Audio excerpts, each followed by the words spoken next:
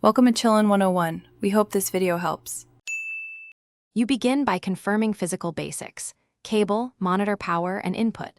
Once done, open Settings, then System, and click Display.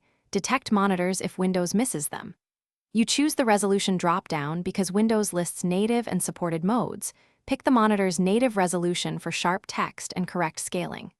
This first step matters since mismatched resolution forces scaling workarounds, makes UI blurry, and can stress the GPU. Now that the correct target is visible, move to adjusting scaling and drivers to lock it in.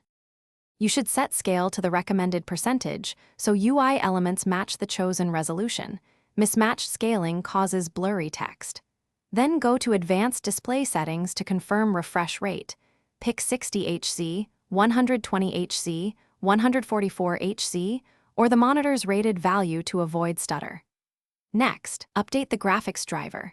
Use Device Manager or the NVIDIA/AMD/Intel control panel because outdated drivers often fail to expose native modes.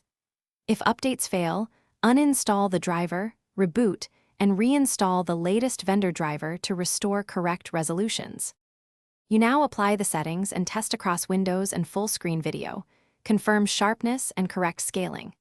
Make sure to use your GPU control panel to create or lock custom resolutions and to calibrate color if needed. Finally, if the screen goes black or shows unsupported mode, don't panic.